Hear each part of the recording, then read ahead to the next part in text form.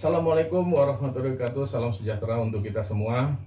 Hari ini saya akan melaporkan sebuah kejadian yang saya sendiri alami, di mana pada Senin 16 Januari 2023 sekitar jam 10 pagi di sebuah KPP. Waktu itu kita datang dalam rangka mengurus salah satu wajib pajak yang mendapat ketetapan pajak yang sampai saat ini ketetapan pajaknya belum dilunasi, dan ketetapan pajak itu sudah cukup lama sehingga sampai saat ini belum diselesaikan. Waktu itu kita menghadap petugas pajak bagian penyitaan, saya tidak perlu sebutkan namanya. Jadi waktu itu kita menceritakan bahwa ini bagaimana karena perusahaan ini atas hutang pajaknya tidak mampu dibayar, karena perusahaan ini dalam keadaan pilot dan tidak memiliki sumber-sumber pemasukan lagi.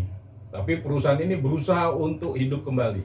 Nah, akhirnya petugas pajak tersebut menjelaskan bahwa Bapak harus melunasi pajaknya. Memang kita, karena ini pajaknya sudah kadaluarsa, kita tidak melakukan penagihan. Apapun nanti terkait pajak, kami tidak akan layani. Kalau begitu, ini tersandera wajib pajak ini. Dia mengatakan ya segala macam akan kita tidak layani kecuali wajib pajak melunasi pajaknya.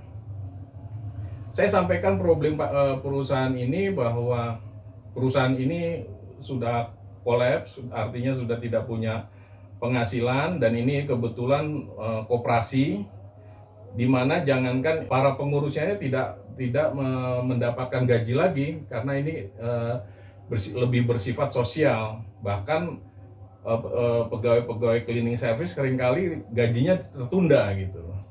Nah, ini kami pengen kebijakannya bagaimana caranya, apakah kami bisa mengirim surat atau ada solusi lain yang kira-kira bisa meringankan atau menjadi solusi lain dalam permasalahan ini. Petugas pajak itu mengatakan bahwa kami tidak ada solusi lain kecuali melunasi. Kemudian dia mengatakan kalau Bapak ingin menyampaikan surat, sampaikanlah. Walaupun itu ke Kanwil atau kantor pusat, tetap saja nanti akhirnya jatuhnya ke saya juga.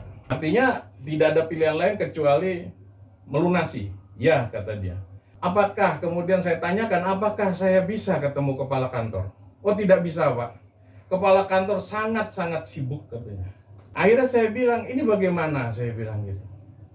Perusahaan ini sudah tidak mampu bayar.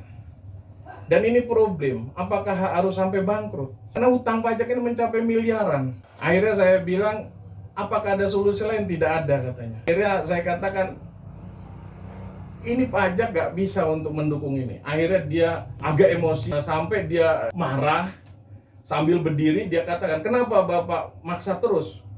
Sudah saya bilang gak bisa, kok ngotot terus, katanya. Saya tidak punya solusi lain kecuali Bapak bayar pajaknya. Terserah Bapak mau buat surat ke Kanwil atau kantor pusat, toh nanti suratnya akan ke saya juga. Dia mengatakan begitu. Akhirnya karena dia emosi, akhirnya saya bilang, ya sudah, kami akan buat surat, nama ibu akan kami laporkan, saya bilang. Semakin marah dia. Akhirnya kami pamit, dan waktu saya berdiri saya mengatakan, maaf Bu, apabila ada salah secara pribadi saya mohon maaf. Saya sodorkan tangan tapi dia tidak mau menerima maaf saya. Akhirnya saya jalan ke depan ke pintu keluar. Saat saya mau sampai pintu keluar, saya balikan badan. Sekali lagi saya mohon maaf secara pribadi karena saya tidak ada masalah pribadi, apalagi kebencian kepada ibu. Tolong terima jabat tangan saya. Tapi dia katakan bahwa dia hanya sedekap, tapi dengan gestur tubuh yang masih kesel dan emosi. Saya tidak bisa terima salam Bapak karena saya bukan muhrim, katanya. Saya punya suami. Oh, saya juga punya istri, Bu, saya bilang gitu. Ibu takut apakah saya melakukan pelecehan, karena di sini ada mitra saya, tentu ini akan jadi saksi, saya katakan gitu. Tapi akhirnya dia tetap tidak mau terima. Akhirnya saya keluar, besoknya saya sampaikan tentang podcastnya Inta, tentang wawancara-wawancara Inta, kegiatan-kegiatan Inta. Karena saya ini adalah pimpinan dari lembaga independen pajak Inta. Tapi dia kelihatannya masih kesel sampai akhirnya dia me-WA saya. Kalau bukan dari pajak, dari mana lagi penerimaan negara? Apakah dari hutang luar negeri?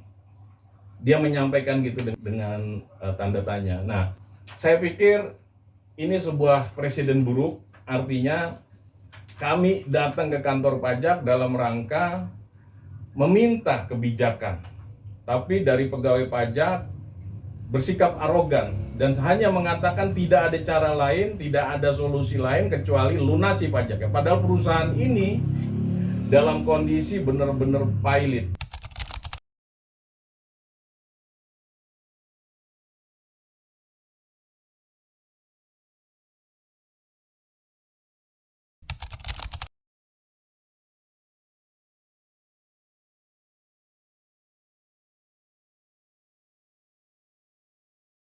Inilah bentuk arogansi dari oknum pajak.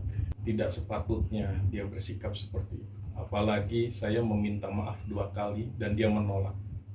Dia membawa nama agama. Selain tidak patut, secara profesional seharusnya dia mewakili pegawai pajak, kantor pelayanan pajak, artinya melayani masyarakat.